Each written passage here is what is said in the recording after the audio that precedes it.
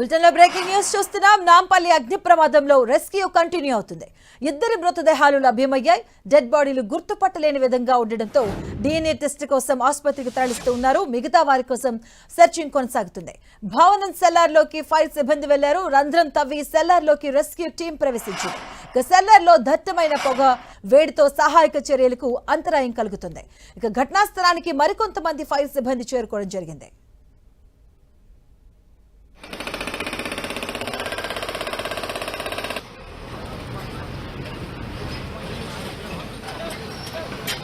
నాంపల్లిలో rescue operation ఇంకా కొనసాగుతుంది. దీనికి సంబంధించిన పూర్తి అప్డేట్స్ మా కరెస్పాండెంట్ ప్రతాప్ అందిస్తారు. ప్రతాప్.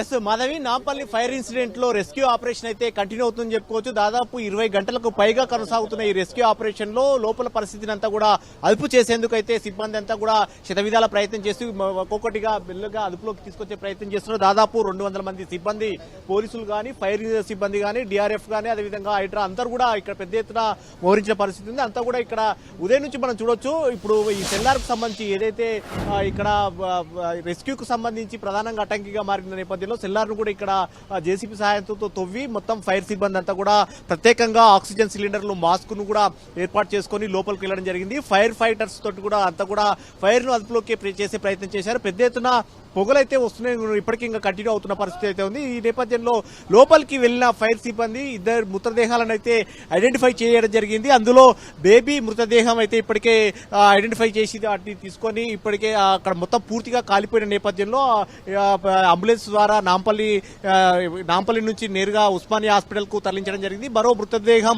కూడా లభ్యమైనట్టుగా కూడా ఫైర్ రెస్క్యూ టీం గుర్తించడం జరిగింది. అందులో భాగంగానే ఇప్పుడు అక్కడ నేరుగా ఎక్కడైతే ఇన్సిడెంట్ జరిగిందో ఆ దగ్గరికి కూడా అంబులెన్స్ ను కూడా ఏర్పాటు చేయడం జరిగింది. అక్కడ నుంచి నేరుగా అంటే పూర్తిగా కాలిపోయి ఉన్న నేపథ్యంలో బాడీస్ ను వాటిని గుర్తించేందుకు కూడా వాటిని తీసుకెళ్లే ప్రయత్నం చేస్తున్నారు. ఇక్కడ ఎలాంటి ఇబ్బంది కలగకుండా ఉండేందుకు కూడా పోలీసులు పెద్ద ఎత్తున బలగాలను మోహరించడం జరిగింది. స్థానికులు వస్తున్న నేపథ్యంలో వారందరూ కూడా రోప్ సహాయంతో రోప్ పార్టీని ఏర్పాటు చేసి ఇక్కడ పరిస్థితిని అదుపు చేసే ప్రయత్నం చేస్తున్నారు. ఇప్పటికీ కూడా ఫైర్ సిబ్బంది కానీ అంతా కూడా వారి అనుభవాన్ని అంతా కూడా ఉపయోగించి ఇక్కడ దీన్ని అదుపు చేసే ప్రయత్నం చేస్తున్నారు. మొత్తం మీద ఈ బిల్డింగ్ కి సంబంధించి సెల్లార్ ను పలగొట్టే ప్రయత్నంలో భాగంగా ముఖ్యంగా అంటే ఈ అదుపులోకి అంటే చూసినట్లయితే కనుక ఈ బిల్డింగ్ పూర్తిగా 4 ఫ్లోర్ ఉన్నప్పటికీ కూడా ఇక్కడ సెట్ బ్యాక్ లేకపోవడంతో ఫైర్ ఇంజన్ చుట్టూ బిల్డింగ్ చుట్టూ 4 వైపులా కూడా తిరగడానికి వీలులేని పరిస్థితి ఉంది. కాబట్టి దీన్ని మొదటగా ఇక్కడ ముందు నుంచే సెల్లార్ ను పడగొట్టి లోపలికి వెళ్లే ప్రయత్నం కూడా చేస్తున్నారు. 4 వైపులా మిగతా ప్లేస్ల నుంచి కూడా ఫైర్ ఇంజన్ వెళ్ళడానికి లేకపోయినప్పటికీ అన్ని 4 చోట్ల నుంచి కూడా రంధ్రాలు పెట్టి వైపు పొగనంతా కూడా బయటికి పంపించే ప్రయత్నం కానీ ప్రత్యేకంగా మాస్కులు, ఆక్సిజన్ సిలిండర్లు పెట్టుకుని ఫైర్ సిబ్బంది లోపలికి వెళ్లి ఐబాక్స్ లైట్స్ కూడా ఏర్పాటు చేసుకుని అంటే ఎక్కడెక్కడ ఉన్నారో ఐడెంటిఫై చేసేందుకు కూడా ప్రయత్నం కూడా చేస్తున్నారు. ప్రత్యేకంగా ఒక రోబోను కూడా ఇక్కడికి తీసుకురావడం జరిగింది. అత్యాధునిక టెక్నాలజీని అంతా కూడా ఉపయోగిస్తున్నారు. రోబో కూడా పెద్ద ఎత్తున పొగ ఉండడం కానీ అదేవిధంగా మంటలు ఇంకా వేడి ఉండడంతో అది వెనక్కి వస్తున్న నేపథ్యంలో దాన్ని ఫైర్ ఫైటర్స్ తోటి నేరుగా లోపలికి పంపించి సిబ్బంది నేరుగా ఫైర్ ఫైటర్స్ ప్రత్యేకంగా వారితో ఫైర్ సిబ్బందికి ఉన్న వాటితోటి మంటలను అదుపు చేసే ప్రయత్నం చేస్తున్నారు.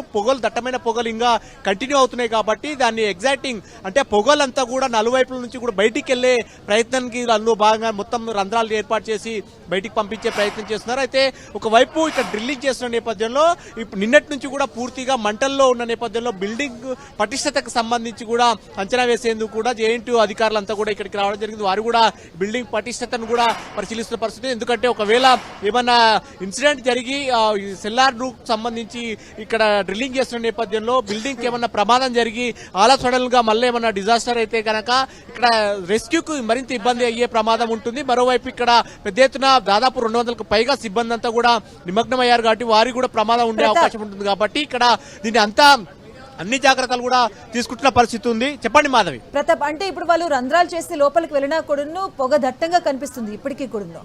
సో రెస్క్యూ కొంత రిస్క్ ఉండే ఛాన్స్ కూడా ఉండే అవకాశం కూడా ఉంటుంది. సో నెక్స్ట్ అధికారుల ప్లాన్ ఆఫ్ యాక్షన్ ఏంటి తదుపరిగా? ఎస్, దీనికి సంబంధించే అధికారులంతా కూడా పెద్ద ఎత్తున వారి టెక్నాలజీ అంతా కూడా ఉపయోగిస్తున్న పరిస్థితి ఉంది. ఫైర్ డీజీ కూడా దీన్ని ప్రత్యేకంగా మానిటర్ చేస్తున్నారు.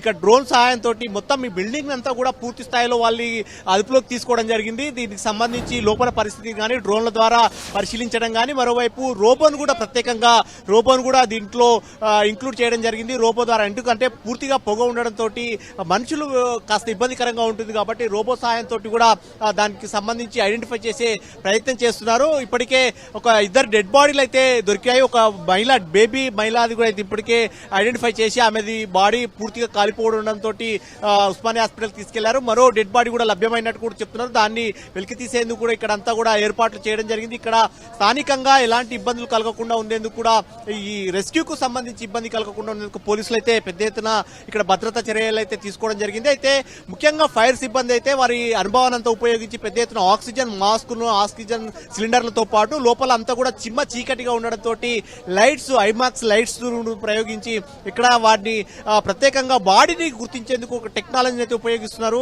ఎక్కడైతే బాడీస్ ఉంటాయో ఆ బాడీస్ దగ్గరికి నేరుగా రోబో వెళ్లి ఐడెంటిఫై చేసేందుకు కూడా ఆ ప్రయత్నం కూడా ఆ టెక్నాలజీ ద్వారా కూడా ప్రయోగిస్తున్నారు. ఇప్పటికీ అందులో భాగంగానే ఇద్దరు డెడ్ బాడీస్ అయితే కనుక్కోవడం జరిగింది. మరో మిగతా డెడ్ బాడీస్ సంబంధించి వెళ్ళడానికి పెద్ద ఎత్తున ఇంకా ఫైర్ లోపల ఇంకా అంటే మొత్తం ఫర్నిచర్ కాబట్టి ఇంకా ఫైర్ అయితే కొనసాగుతూనే ఉంది కాబట్టి ఆ ఫైర్ ను అదుపు చేసేందుకు కూడా ఫైర్ ఫైటర్స్ కూడా నేరుగా లోపలికి వెళ్లి వారికి మొత్తం దానికి సంబంధించి బ్లాస్ట్ అయ్యి మొత్తం అంటే ఫోమ్ ద్వారా ఫైర్ అంతా కూడా అదుపు చేసే ప్రయత్నం చేస్తున్నారు. ఫైర్ ఫైటర్స్ కూడా నేరుగా లోపలికి వెళ్లేందుకు ఆక్సిజన్ మాస్క్ ను, ఆక్సిజన్ సిలిండర్స్ ను కూడా పెట్టుకొని ఫైర్ ఫైటర్స్ లోపల కూడా వెళ్లారు.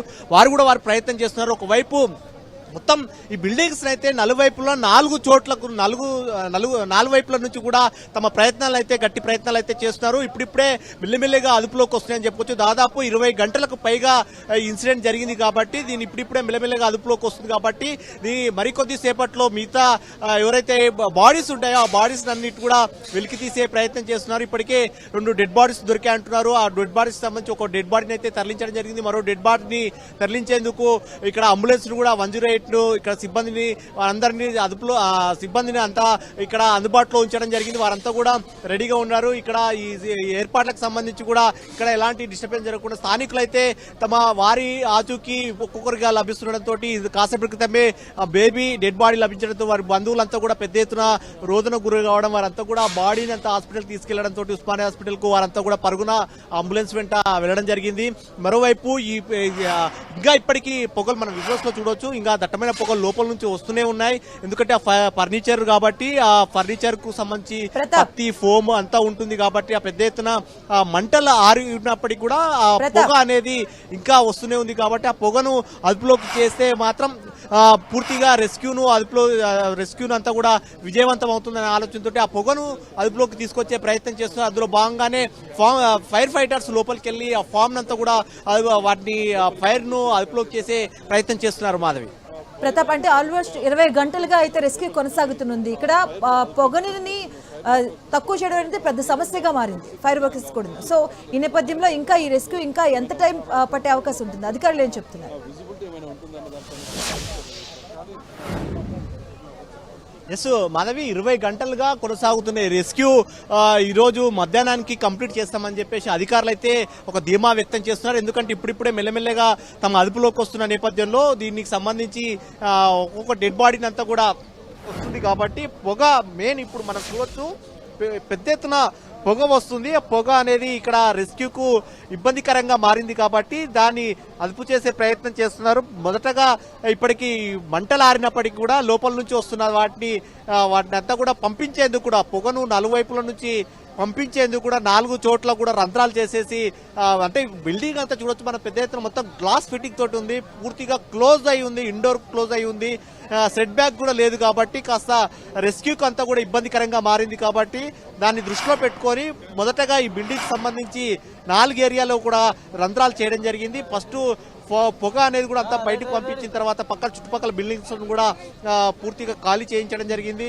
ఇదంతా కూడా ఏరియా అంతా కూడా హైబ్రిడ్స్ ఏరియా అంతా కూడా ఇదంతా ఫర్నిచర్ ఉన్న షాపులన్నీ కూడా వరుసగా ఫర్నిచర్ షాపులే ఉన్నాయి కాబట్టి మిగతా బిల్డింగ్స్ కట్టుకోకుండా అయితే ఇప్పటివరకు అయితే ఫైర్ సిబ్బంది తమ ప్రయత్నం చేశారు. ఇప్పటికి పూర్తిగా మంటలు అదుపులోకి వస్తున్న నేపథ్యంలో లోపల పొగకు సంబంధించి ఎక్కువగా ఉంది కాబట్టి దాన్ని అదుపులోకి చేయడానికి కూడా చేసే ప్రయత్నాలతో పాటు ప్రధానంగా డెడ్ బాడీస్ ని గుర్తించాలని కూడా ఇక్కడ స్థానికులంతా ఆందోళన చెందుతున్నారు. కాబట్టి ప్రధానంగా ఫస్ట్ ఆఫ్ ఆల్ ఆ డెడ్ బాడీస్ ని అన్నిటిని ఐడెంటిఫై చేయాలని కూడా ఒక ఆలోచన చేస్తున్నారు. అందులో భాగంగానే ఆ డెడ్ బాడీస్ ని గుర్తించేందుకు పెద్ద ఎత్తున పొగ ఉంది కాబట్టి రోబో సాయంతో పాటు మరోవైపు ఆక్సిజన్ సిలిండర్లను పెట్టుకొని ఇప్పటికే మంటలు ఆరిపోయినాయి కాబట్టి ఆ పొగ వస్తున్న నేపథ్యంలో ఊపిరి ఆడట్లేదు. ఎవరికైతే లోపలికి వెళ్ళాలనుకుంటున్నారో వారికి ఊపిరి ఆడట్లేదు కాబట్టి అందులో భాగంగానే ఆక్సిజన్ సిలిండర్ను కూడా ప్రత్యేకంగా ఏర్పాటు చేసిన ఆక్సిజన్ సిలిండర్ పెట్టుకొని లోపలంతా చీకటిగా ఉంది కాబట్టి ఐమాక్స్ లైట్లతోటి సహాయంతో లోపల అయితే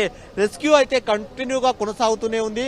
దీనికి సంబంధించి ఫైర్ డీజీ కూడా ప్రత్యేకంగా ఆపరేట్ చేస్తున్నారు కాబట్టి ఇక్కడ మొత్తం దీనికి సంబంధించి ఈ సిచ్యువేషన్ సంబంధించి డ్రోన్ సహాయంతో కూడా లోపల సిచ్యువేషన్ ను కూడా అంచనా వేసే ప్రయత్నం చేస్తున్నారు. సో మొత్తం మీద మరికొన్ని గంటల్లో ఇప్పటికే దాదాపు 20 గంటలకు పైగా రెస్క్యూ కంటిన్యూ అవుతుంది కాబట్టి మరికొన్ని గంటల్లో మధ్యాహ్నానికల్లా ఈ రెస్క్యూ ఆపరేషన్ ను పూర్తి స్థాయిలో కంప్లీట్ చేస్తామని చెప్పేసి అధికారులు అయితే ధీమా వ్యక్తం చేస్తున్నారు. అందులో భాగంగానే దాదాపు 200 మంది పైగా సిబ్బంది అంతా కూడా ఇక్కడ ఈ పార్టిసిపేట్ చేస్తున్నారు. ఈ రెస్క్యూకి సంబంధించి కూడా ఇప్పటికే ఫైర్ ఇంజన్లు దాదాపు 12కు పైగా ఫైర్ ఇంజన్లు అంతా కూడా ఇక్కడ వరుసగా 1 by 1 అన్ని కూడా వచ్చి వాటర్ ను ఫైర్ చేసే దాన్ని అదుపు చేసే ప్రయత్నం చేస్తున్నారు. ఫైర్ ఇంజన్లతో పాటు అన్ని టెక్నాలజీకి సంబంధించి అన్నిటి కూడా అదుపులో ఉంచుకొని ఇక్కడ సిబ్బంది అయితే శతవిధాల ప్రయత్నం చేస్తున్నారు. మాధవి, ప్రతాప్, ఇప్పటి వరకు ఎన్ని డెడ్ బాడీస్ ని గుర్తించడం జరిగింది, అలాగే ఇంకా ఎన్ని ఉన్నాయని అంచనా వేస్తున్నారు?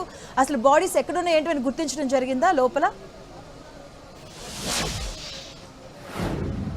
డెఫినెట్ గా మొత్తం ఇక్కడ 5 మంది మొత్తం ఈ ఇన్సిడెంట్ లో మొత్తం 5 మంది చిక్కుకోవడం జరిగింది. అందులో ఒక బేబీతో పాటు ఒక మహిళతో పాటు అదేవిధంగా 2 చిన్న బాబులు, అదేవిధంగా మిగతా దీనికి సంబంధించి ఓనర్స్ ఇక్కడ వీళ్ళంతా కూడా పనిచేసే వాళ్ళంతా కూడా ఇందులో చిక్కుకోవడం జరిగింది. కాబట్టి అందులో ఈ ఇన్సిడెంట్ కు సంబంధించి వీటిని అదుపు చేసేందుకు కూడా అంటే ఎవరైతే ఉన్నారో వారిని అందరినీ కూడా వారిని గుర్తించేందుకు కూడా మొత్తం దాదాపు 20 గంటలకు పైగా లోపల ఉన్నారు కాబట్టి వారి పరిస్థితిని ఏందనేది కూడా వరుసగా అంచనా వేస్తున్న పరిస్థితి అయితే ఉంది. ఇప్పటికే వారికి సంబంధించిన ఆచూకీకి సంబంధించి వారు గుర్తించేందుకు కూడా ఇప్పటికే ఫైర్ సిబ్బంది అంతా వారు ప్రయత్నాలు చేస్తున్నారు. ఇప్పటికే అయితే 2 డెడ్ బాడీస్ అయితే ఐడెంటిఫై చేయడం జరిగింది. ఒక మహిళగా గుర్తించి ఆ మహిళను కూడా పంపించడం జరిగింది. మరో డెడ్ బాడీ కూడా లభ్యమైనట్టు కూడా చెప్తున్నారు. మరో డెడ్ బాడీని వెలికి తీసే ప్రయత్నం చేస్తారు. అయితే మొత్తం మీద 5 మందికి సంబంధించి 2 డెడ్ బాడీలు దొరికాయి కాబట్టి మరో ముగ్గురు వ్యక్తులకు సంబంధించిన పరిస్థితి ఏందనేది కూడా తెలియాల్సి ఉంటుంది.